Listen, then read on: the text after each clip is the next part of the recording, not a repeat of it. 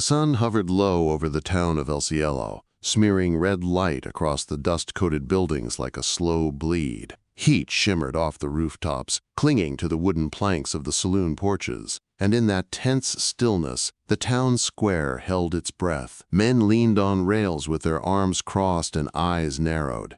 Women whispered behind fans, clutching their children tighter as if the desert wind might suddenly blow sin into their homes. The atmosphere wasn't born of heat, it was born of fear, the kind that doesn't shout but murmurs. Raids, stolen cattle, dead boy found by the river, Apaches. She came from the ridge, someone muttered. No, I seen her east of the arroyo, near the old mining trail. Well, she ain't here for no Sunday sermon. No one knew for sure, but when the woman rode into town on foot, her boots gray with dust and a child cradled in her arms, silence fell like a gunshot. She was tall, wrapped in a coarse, hand-stitched shawl that couldn't hide the strong lines of her face or the copper-brown tone of her skin. Her black hair was bound back with leather cord, and her eyes, deep, sharp, unreadable, scanned the street with a calm that made folk nervous. The child she carried was white, maybe 7 or 8, barefoot, with blood smeared on one ankle and the dazed look of someone who'd seen death up close. No one moved. The woman walked straight toward the doctor's office, never once flinching under the stairs. Her gait was deliberate, like she'd done this before, stepped into places where her kind weren't welcome. When she reached the porch, she lowered the boy gently onto the bench outside the door, cupping his face once before turning to leave. That's when the shouting started. "Hey!" someone barked. A few men moved toward her, hands resting heavy on their gun belts. One pointed. "That's her! That's the Apache!" Another shouted, "She took that boy!" The boy, still too dazed to speak, reached a hand toward her. But she was already backing away, arms up, expression unreadable. Sheriff Alton Briggs pushed through the gathering crowd, sweat darkening the rim of his hat. He was thick in the middle, face leathery from too many years in the sun and too few behind a desk. He looked at the boy, then at the woman, and scratched his jaw. "She do anything to the kid?" he asked the boy. The child blinked slowly. "Snake bit me. She sucked the poison out." That was enough to make the crowd falter for a moment. But suspicion was a fire easily stoked. "She was seen near the ridge," said Jed Harwood, stepping forward. His boots were polished, spurs still shiny from show. Same day those cattle were taken. "You really think that's a coincidence, Sheriff?" Harwood was the kind of man who never raised his voice but always managed to be heard. He owned half the grazing land west of El Cielo, and most of the men's loyalty came with it. Briggs shifted his weight uncomfortably. "You got proof she was involved in the raids?" "Don't need proof when her kind's been raiding us for months. And look at her." Harwood turned to the crowd, voice rising. "She's Apache. That's all the proof I need." The murmurs turned to nods. The air thickened. Briggs looked back at the woman, who still hadn't said a word. "You got a name?" She didn't answer. He tried again. "You speak English?" Still nothing. With a resigned sigh, Briggs waved a hand. "Take her in." 2 deputies moved toward her. One reached for her arm, rough and impatient. In a blur, she shifted, hand darting up and locking the deputy's wrist mid-air. The man grunted, but before anything could escalate, she released him and raised her hand slowly. No fight, no protest, just surrender. They shackled her anyway.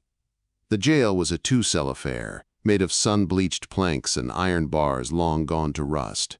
The woman sat quietly on the cot, back straight, hands resting on her knees. She hadn't spoken since arriving.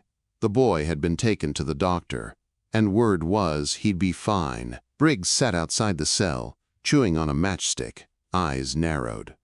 "You want to tell me what your people are planning?" Silence. "You with Nantan's tribe?" At that, her eyes lifted, just a little. A flicker. The sheriff noticed, but said nothing, just leaned back and sighed. Later that evening, Jed Harwood returned with a bottle of whiskey in one hand and a crowd of concerned ranchers behind him. "I say we stop playing games," he told Briggs. "We hang her, publicly." Briggs squinted at him.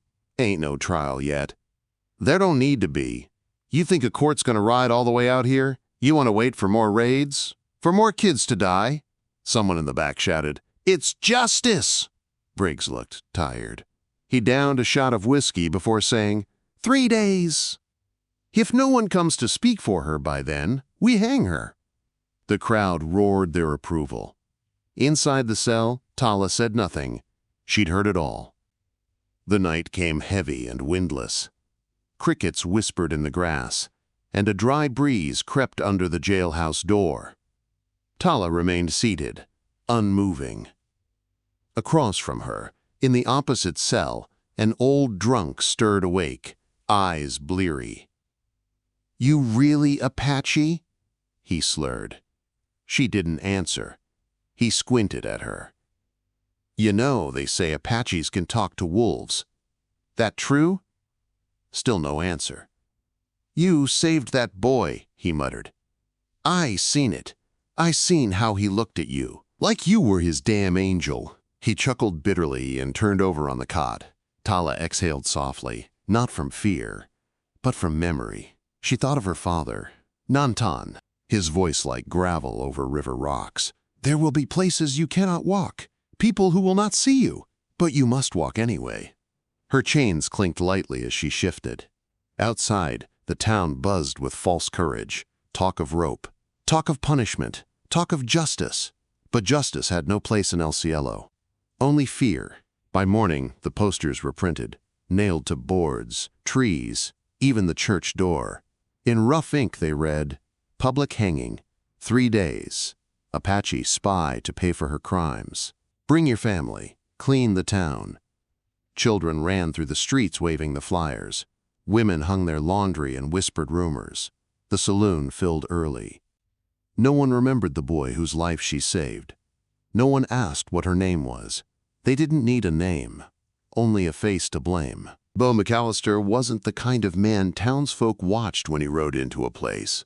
He didn't travel with dust trailing behind him like a badge, and he didn't announce himself with words. He moved like a shadow stretched long over desert rock, silent, firm, and heavy with memory. His horse, an old chestnut mare named Sable, plodded down the single dirt road of El Cielo, her hooves whispering against the packed clay. Beau wore a broad, sweat-dark hat low over his eyes and a coat faded from years of sun, rain, and blood.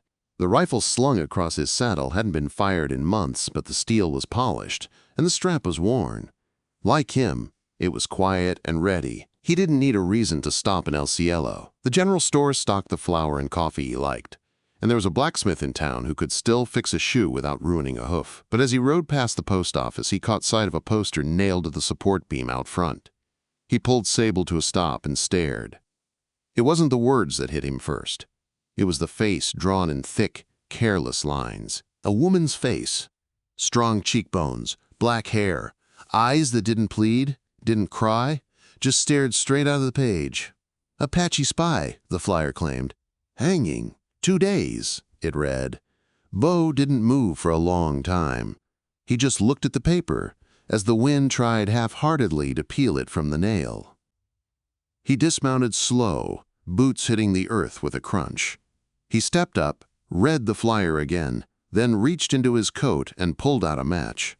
He struck it against the wood, lit the paper, and let it burn until the blackened curls danced down into the dirt. The postmaster leaned out the door. "Hey! You pay for that, mister." Beau didn't answer. He just mounted up and rode toward the sheriff's office. Inside, Sheriff Briggs sat with his feet on the desk and a whiskey glass already sweating on the wood. He squinted up when Beau pushed open the door, and his jaw tightened around the toothpick he'd been chewing. "McAllister," he said, "heard you moved out to the old Trujillo place. Figured you were done with towns." Beau closed the door behind him. "You got a woman in your jail?" Briggs glanced toward the hallway. "Yeah. She Apache?" Briggs nodded slowly. "Looks it. She got a name?" Briggs hesitated. "Wouldn't say." "Then I'll say it for her," Beau said. "Tala, daughter of Nantan." Briggs blinked. "You know her?" Beau stepped closer. His voice dropped. "I know him. And if she's anything like him, she ain't no spy. She's got more honor in her left hand than this whole damn town." Briggs rubbed his temples. "Look, I don't want trouble. You already got it." Briggs stood, finally. "Harwood's pushing for the hanging. He's got half the town behind him." "Harwood's got cattle and fear, not truth." "And what do you have, McAllister?" Briggs asked. "One good story from the past?" Beau didn't answer. He stepped past the sheriff, walked toward the cells, and saw her. Tala sat on the cot, exactly as before, exactly as she had since they locked her in. Hands folded, spine straight, eyes closed, not sleeping. Listening, always listening. She opened them when she heard him. He tipped his hat, then leaned against the bars. "You remember me?" Her gaze swept him once, then landed. "Beau McAllister," she said. Her voice was low, calm. "You owe my father a life. I aim to pay it back." She nodded. That was all. Briggs hovered in the doorway. "You think she's innocent?"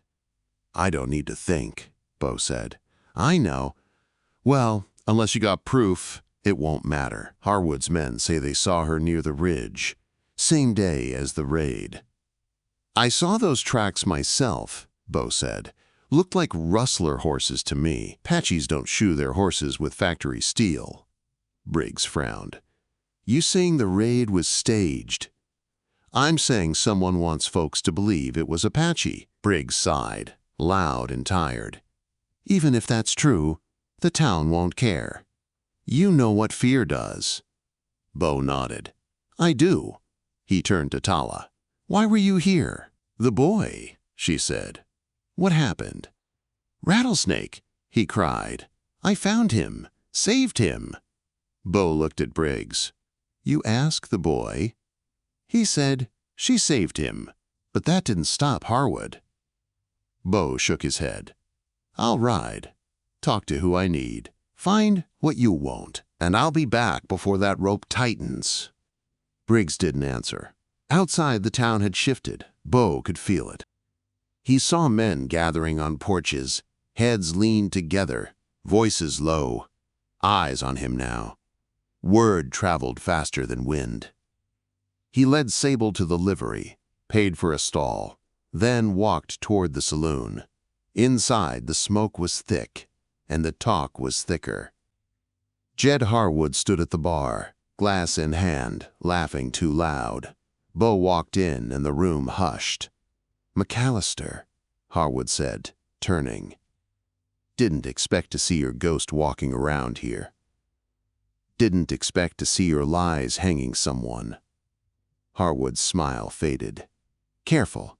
You staged the raid." The room shifted. Harwood laughed once. "That right? You had men use stolen Apache weapons, took cattle from your own herds, killed a ranch hand and blamed it on the nearest shadow. Got any proof of that?" "I'll find it." "You better hurry," Harwood said, taking a step closer. 2 days ain't long." Beau didn't blink. "I don't need 2 days to know what rot smells like." He turned and walked out. Behind him, chairs scraped, whispers rose. He spent that night on foot, following trails by lantern light. He traced hoofprints by the creek, matched shoe markings to known ranchers, found broken fencing where none should have been. He followed a trail of trampled grass leading away from Harwood's own grazing land toward the west ridge. There, he found a fire pit, not Apache style, too shallow, too dry. He found a saddlebag with a brass button marked with the letter H. At dawn, he rode to the edge of the canyon, to an old shack where one of Harwood's cowhands sometimes bunked. He knocked. No answer. He kicked the door in. Inside, he found a bedroll, a half-empty bottle, and a ledger with crude notes. Cattle moved 2 nights before. Used old bluff trail. Rifles buried by east fence. He took it all. Back in El Cielo, the sun was already rising hard. He walked into the sheriff's office and dropped the saddlebag and ledger on the desk. Briggs opened it. His face paled. "This enough?" Briggs stared down. "It's a start."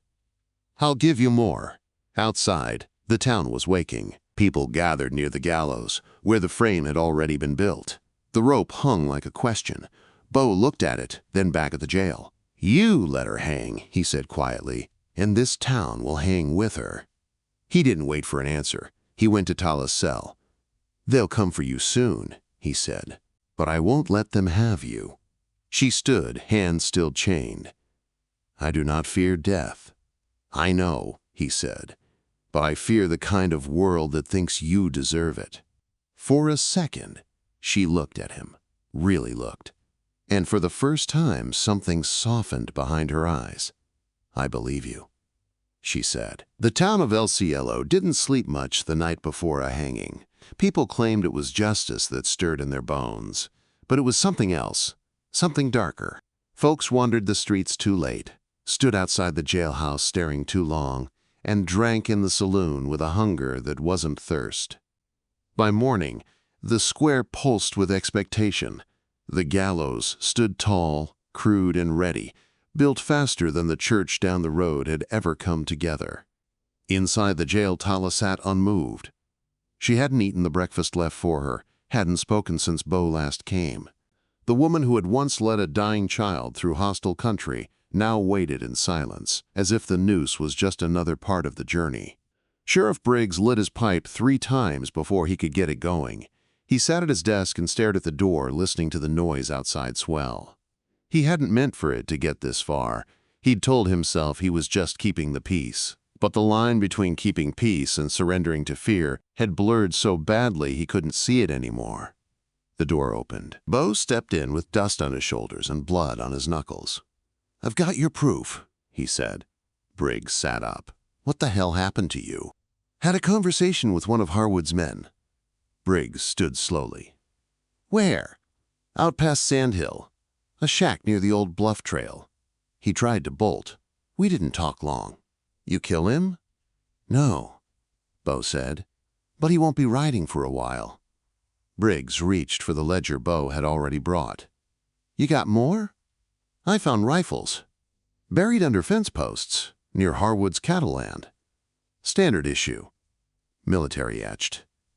Not Apache make. No tribe carved serials into their gun stocks." Briggs ran a hand through his hair. "That's enough to stop the hanging?"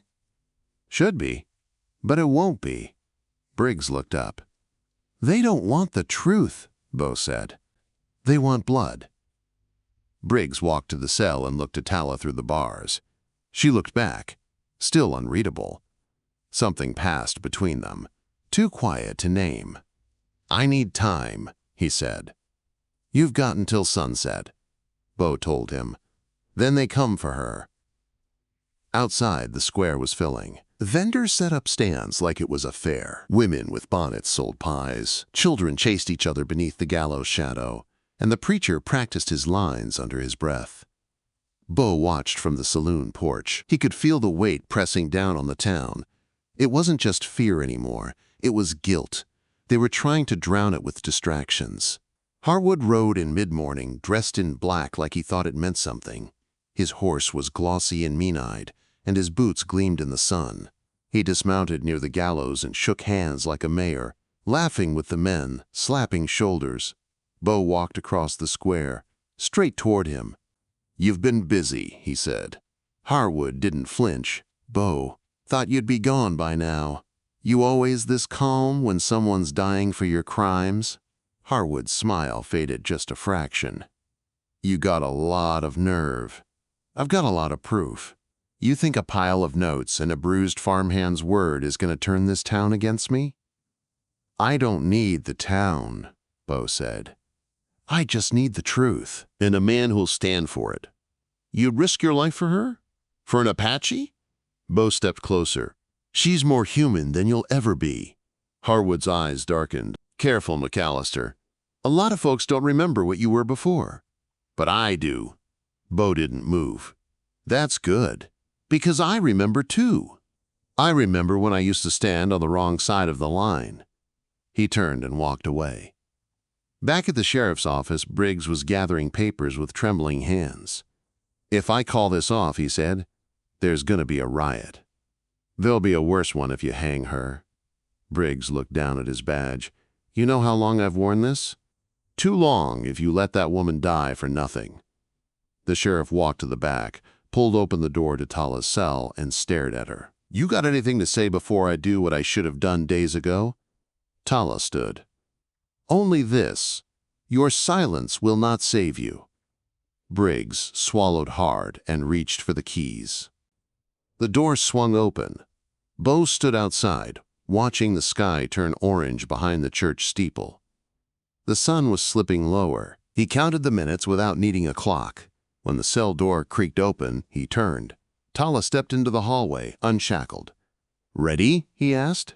She nodded once. They walked out together. The crowd saw them before they reached the square. A hush swept through like a blade-cutting wind. Eyes turned. Whispers rose. Briggs walked behind them, badge shining, face hard. When they reached the gallows, Harwood stepped forward. "What the hell is this?" he shouted. Beau raised his voice. "The hanging's off." The silence cracked. "She's innocent," Beau continued, "and I've got the proof." Briggs stepped up, holding the ledger in one hand and a rifle in the other. "This was found buried under your fence line, Jed. Apache didn't put that there. You did." Harwood laughed. "That's your evidence?" "I've got a man in Doc Carter's office, bruised and broken, who says you paid him to wear war paint and raid cattle. Said he was promised half the land if the Apaches were driven out." Harwood's mouth tightened. "And I've got this," Briggs said, holding up the badge. "My word, as sheriff." Murmurs rippled. Harwood reached for his gun. Beau moved before the man could clear leather. One shot cracked. Harwood staggered, clutching his arm. The pistol clattered to the dirt. A second shot came from the crowd. Someone panicked. Screams followed. People running. Horses rearing. Beau shoved Tala behind him, drew his rifle, scanned the chaos. Briggs shouted, "Hold your fire! Everyone stand down!" Harwood lay on the ground, bleeding, but alive. Men from the crowd finally moved forward, grabbing Harwood's arms and dragging him back. Briggs turned to the people. "There won't be no hanging today, or tomorrow, or ever. Not for lies."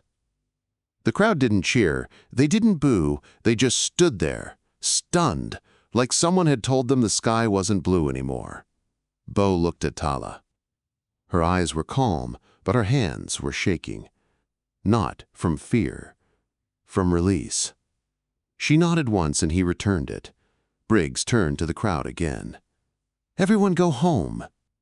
This day is over. As the sun dropped below the horizon, the gallows cast a long shadow across the square, and for the first time in days, no one looked at it. Tala stood beside Beau in the dying light. "You'll ride tonight?" he asked. "Yes." "You got a place to go?" She glanced east. "I always do." He nodded. "If you don't, you've got one with me." She looked at him and something warm touched her voice. "You already paid your debt." He opened his mouth, then closed it. She turned, walked toward the edge of town, past the gallows, past the silence. Beau watched until she vanished into the twilight. The rope still hung from the beam, swaying in the breeze. But no one was swinging. Rain came in the night.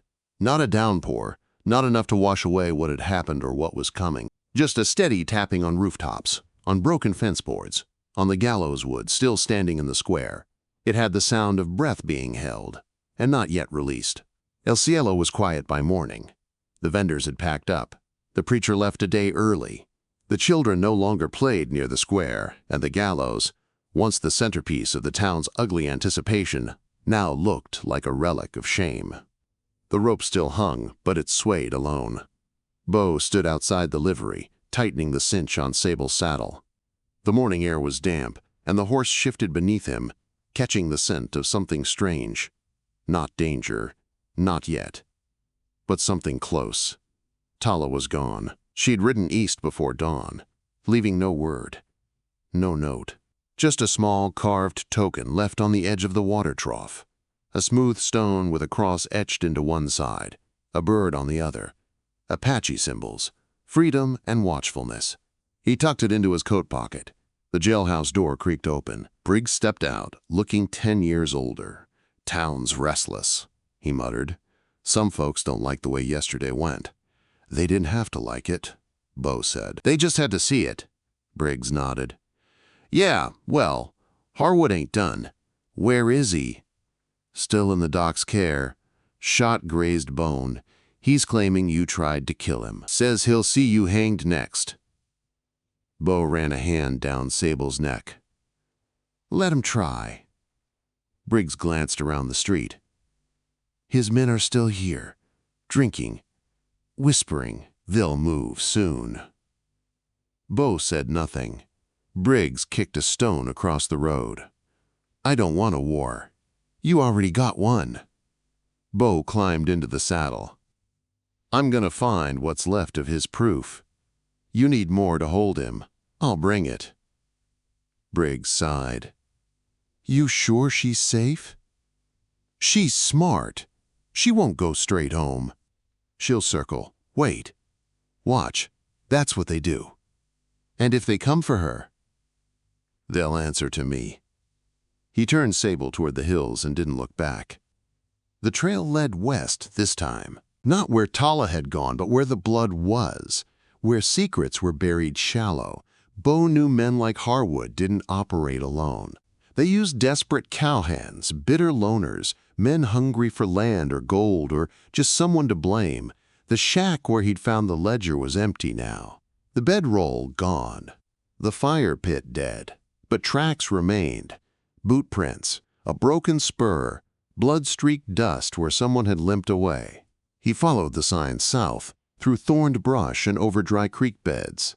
Midday brought the sun out again, pressing heat down onto his neck. But he kept riding, eyes on the land, hands never far from his rifle. By dusk, he found them. 2 men huddled near a crumbling windmill, their horses tied loosely to a post. They didn't hear him coming. "You boys camping or hiding?" he called out. They both jumped. One reached for a rifle. Beau fired first, putting a slug into the post between them. The man froze. "I'd think real careful before doing something dumb," Beau said, lowering the barrel just enough. The other man, a scrawny ranch hand Beau recognized from town, raised his hands. "We didn't mean nothing. We just did what Harwood paid us for. You got names?" "Lenny, that's Joe." "Joe, the one with the ledger?" "Yeah, he was supposed to burn it. Guess he forgot." Beau dismounted, walked forward slowly. "You tell the sheriff everything. You might live through this." "We ain't killers," Lenny said. We dressed up, made noise, scared folks. Harwood said it was to scare the tribe off the ridge. Said he'd get legal claim once the threat was gone." "And the cattle theft?" "We took some, slashed fences, left tracks toward the Apache camp. I told him it'd get someone killed, but he said they wouldn't care." "They didn't," Beau said. He tied the men's hands and led them back on foot. It took hours. The moon was up when he reached El Cielo again. The town was no longer quiet. He saw smoke before he heard the voices. Then the gunshots. Briggs was crouched behind an overturned wagon near the saloon, firing in short bursts toward the jailhouse. "They came for him," Briggs shouted. "Tried to break Harwood out." "How many?" "4. Maybe more. Got rifles. Set fire to the supply store." Beau shoved the 2 captured men behind the wagon. "Keep him down. I'll flank." He moved through the shadows, ducking behind troughs and rail posts, slipping around buildings. The flames from the store threw light into the dark, casting wild silhouettes across the walls. He saw one of Harwood's men, big, bearded, rifle over his shoulder, standing guard outside the jail. Beau aimed and fired. The man dropped without a sound. Inside, someone shouted, "He's out! Go! Go!" Footsteps, scrambling, a crash of wood. Beau sprinted forward, rifle up. Another man appeared in the doorway, dragging Harwood with one arm. Harwood's shirt was blood-stained, his face twisted in pain and fury. Beau fired again. The second man dropped. Harwood hit the ground, crawling. Briggs rushed in, revolver raised. "Don't shoot!" Harwood yelled. "I give up. I surrender." Briggs kicked the gun from his hand and leveled his pistol at Harwood's face. "Why shouldn't I end this now?" "Because I'll talk," Harwood gasped. "I'll confess everything." Briggs glanced at Beau. Beau lowered his rifle. "Take him," he said. "He's worth more breathing." They dragged Harwood back inside, cuffed and bleeding. The fire at the store was dying down. Townsfolk had started to put it out with buckets and blankets. The smell of smoke lingered. Briggs wiped sweat from his brow. "That the end of it?" Beau looked out toward the horizon. "No, but it's a start." The next morning, Harwood signed a written confession. He implicated 4 men, admitted to staging the raids, stealing his own cattle, and plotting to turn the town against the Apache to secure land rights. He claimed he never meant for anyone to get hurt. Briggs didn't respond. He just locked the man in the cell that once held Tala. 3 days later, a federal marshal arrived. By then, the gallows had been torn down. Beau stood at the edge of town, watching the wind play across the dust. A small rider crested the ridge. Tala. She rode slowly, pausing at the rise. He raised a hand. She returned the gesture. She didn't ride into town. She just turned and vanished into the open country. He stood there long after she was gone. Because the land was still hard, and the hate still ran deep. But for the first time in a long time, it didn't feel like it had to stay that way. The gallows were gone. Where they once stood, in the middle of El Cielo's square, only a dark square of scorched dirt remained, like a scar the town didn't know how to cover. The wind passed through it freely now, as if the air itself had refused to stop while men had tried to pause justice. Beau McAllister stood beside the church wall, arms folded, watching the town move slowly under a graying sky. Folks walked quieter now. They didn't meet each other's eyes as often. A shameful hush had settled over El Cielo, like everyone had seen a mirror and didn't like what stared back. 3 days had passed since the fire, since the shootout, since Harwood was dragged bleeding from the jailhouse floor and locked behind the same bars that once caged an innocent woman. 3 days since Tala disappeared into the horizon with the same silent dignity she'd carried from the moment she arrived. Harwood had been handed over to the federal marshal that morning, bound in iron, escorted by 2 deputies and a stranger with government papers in his coat. He hadn't begged. He hadn't screamed. He just stared at Beau with swollen eyes and whispered, "You'll see. None of this will matter." Then he was gone. But Beau knew it would matter. Maybe not today, maybe not tomorrow. But the story would travel farther than any rope. Inside the sheriff's office, Briggs leaned over a desk, buried in paperwork. His eyes were sunken from too little sleep and too much truth. "She said anything?" Beau asked from the doorway. Briggs shook his head. "Not a word since she came in. Just sits there." "You think she's waiting for something?" Briggs lit his pipe with shaking fingers. "She already got what she came for. This town didn't hang her." "That's more than most places would have given." Beau nodded. "Still feels like we're short on justice." "She's breathing," Briggs said. "That's more justice than I thought she'd see." He looked up. "You seen what the folks did?" Beau stepped inside. "Said they found a shovel and cleared out the east lot," Briggs muttered. "Piled the wood. Burned the last of the flyers. Even the preacher, he's out there digging post holes. Said he wants to raise a sign that says, 'Let no lie ever stand here again.' You believe him?" "I believe he's ashamed," Briggs said. "Same as the rest of us. That's not justice, but it's a damn start." Beau stepped out into the light. Across the square, the burned remains of the supply store had been cleared. The charred wood hauled away. A wagon sat where the gallows once stood. 2 boys climbed into the empty frame, laughing, trying to catch the wind with their arms stretched like wings. He walked past them, across the yard where so many voices had called for death, and headed to the livery. Sable was waiting, already saddled. She snorted when he approached, impatient. "You too, huh?" he said, patting her neck. "Time to move." He'd spent too long under the weight of the past. The war. The silence. The land had nearly swallowed him whole, and he'd let it. But Tala had cracked something open again. Not just the memory of the man he used to be, but the reminder that silence is as dangerous as the bullet you don't stop. As he mounted, he heard footsteps behind him. Briggs appeared at the barn door.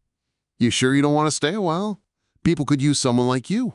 Beau adjusted the strap on his saddlebag. "That's just it. They don't need me."